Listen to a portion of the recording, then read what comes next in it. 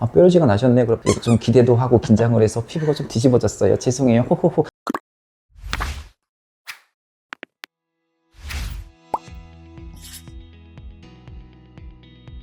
꼭 중요한 날, 전날, 다음날 남자친구랑 모임이 있다든지 아니면 새로운 사람을 만날 때 이때 바로 전날 뒤집어져서 많이 와요. 어머니들, 여기 내 자식을 결혼을 시켜야 되는데 이제 사돈도 만나고 해야 되는데 바로 한 3, 4일 전에 피부가 뒤집어져서 급하게 이제 병원에 가셔가지고 이거를 도대체 해결을 해달라 이렇게 오시는 경우가 많거든요. 네네. 병원에 딱 오시면 뭔가 이렇게 해결책이 딱 있을 줄 알아요. 원장님, 제가 피부가 뒤집어졌어요. 뭔가 원인이 딱 있고 그 원인을 제거하면 금방 피부가 본 상태로 돌아갈 거라고 생각을 하는데 피부가 뒤집어진 이유가 너무 많다 보니까 사실 저희 입장에서도 최대한 도움을 드리긴 하지만 그래도 딱 정확하게 한 방에 해결되는 경우가 사실 쉽지는 않거든요. 외부적인 거, 내가 뭐 잘못한 건 없어도 외부적으로 뭔가 안 맞는 게 들어와서 생기는 그런 외부적인 원인이 있고, 하나는 좀 내부적인 원인? 내가 크게 진짜 잘못한 건 너무 없는데도 불구하고 속상하게 내부적으로 이렇게 뒤집어지는 경우 크게 두 가지로 보시면 될 것 같아요.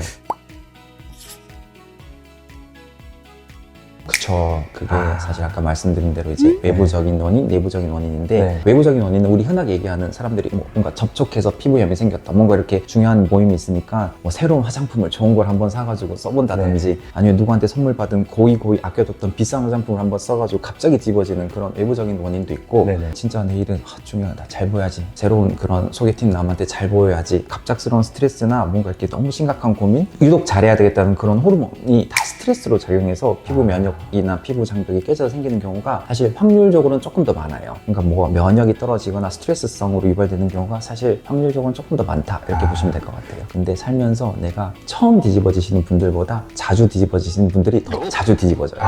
자기가 유독 잘 뒤집어지시는 걸 아실 거예요. 지루성 피부염이라고 하는 경우도 있고, 만성 이렇게 면역성 피부 질환들이 많아요. 말 그대로 면역이 약해지면 내 피부가 약해지는 질환들이 꽤 많이 있거든요.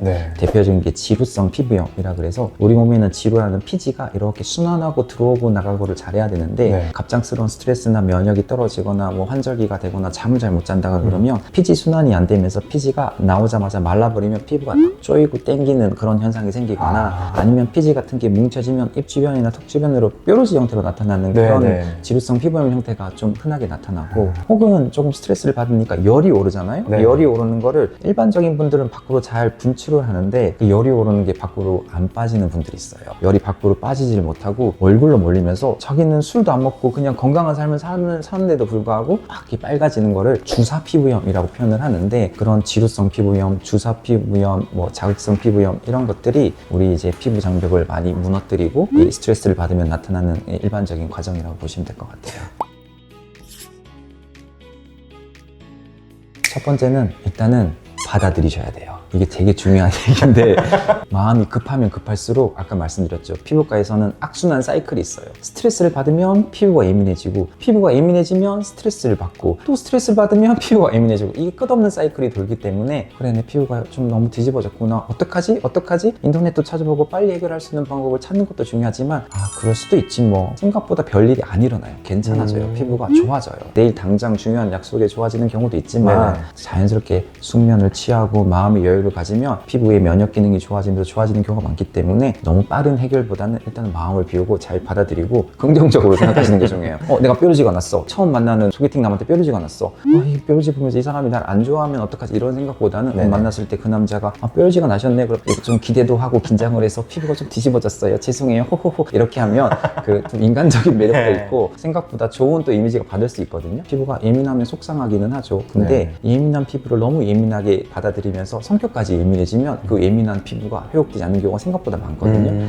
말도 안 되는 얘기 같긴 하지만 받아들이시고, 진짜 현실적으로 피부과 전문의로서 그날 중요한 약속이 있을 때 샤워를 할 때 너무 오래 하면 안 돼요. 열을 올리면 안 좋거든요. 그래도 내 몸을 다 깨끗하게 해서 그 사람을 만나러 가야 되겠다 싶어서 뜨거운 물을 틀어놓고 생각을 하면서 샤워를 너무 오래 하다 보면 아까 말씀드린 것처럼 열이 오르는 게 발생을 하고, 열이 오르면 얼굴로 가는 트러블 요소들이, 염증 요소들이 많아지면서 트러블이 더 회복이 안 되기 때문에 열을 올리지 않고 가볍게 미온수로 물 세안을 하고, 최대한 빠른 시간으로 물 세안을 하고, 그다음에 보습을 많이 해주는 거, 기본적인 얘기지만 그게 제일 중요하고요.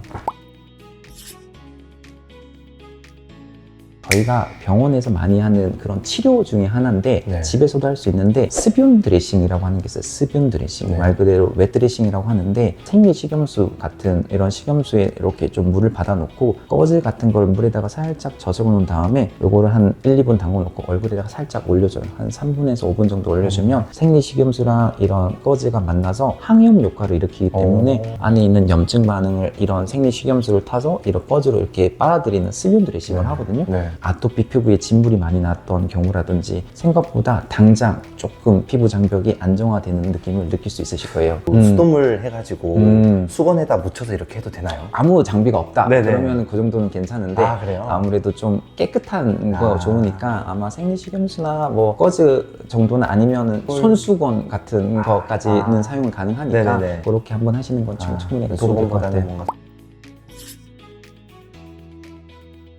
그래도 우리가 시중에서 편하게 쓸 수 있는 약들이 있어요. 약품들이 네네. 있거든요. 인터넷에도 살 수 있고 약국에도 있는 것 중에 항생제 계열을 쓰는 게 좋아요. 이게 뒤집어졌을 때 생각보다 스테로이드 계열을 바르는 경우가 좀 많이 계시더라고요. 네네. 그러니까 그 스테로이드도 성분이 전혀 나쁘지 않고 약국에서 파는 거는 스테로이드가 등급이 있기 때문에 그 등급을 1등급부터 뭐 한 7등급 이렇게 나눠져 있는데 약국에서는 가장 강한 걸 1등급이고 가장 약한 걸 7등급이면 대부분 이제 약한 등급을 팔기 네. 때문에 사용하는 건 괜찮은데 모낭염이라든지 약간 뾰루지 같은 거 났을 네. 때라든지 오히려 스테로이드를 바르면 염증이 조금 더 유발되는 경우가 많기 때문에 그럴 때는 뭐 항생제 성분이 들어간 용도를 바르면 좋은데 에스로반, 박테로신, 뮤피로신 여기 성분이 다 비슷하거든요. 네. 그 부위에 스팟처럼 이렇게 발라준 다음에 살짝 문질러주고 기다려주고 이런 식으로 해서 즉각적으로 염증을 좀 가라앉혀주는 방법이 네. 괜찮고 피부가 너무 이렇게 뾰루진 느낌이 아니라 건조하고 땡기고 막 쩍쩍 갈라질 것 같이 그런 피부염 때는 보송크림이라든지 리도맥스라든지 아주 약한 등급의 스테로이드 있는 걸 발라주는 게 괜찮다 이렇게 보시면 될 것 같아요. 네. 꾸준히 여러분들한테 운동하듯이 좋은 정보, 과하지 않는 정보, 범람하는 홍수 속에서 제가 조금 선별해서 좋은 것들을 많이 제공해 드릴 테니까 구독과 좋아요 부탁드리겠습니다.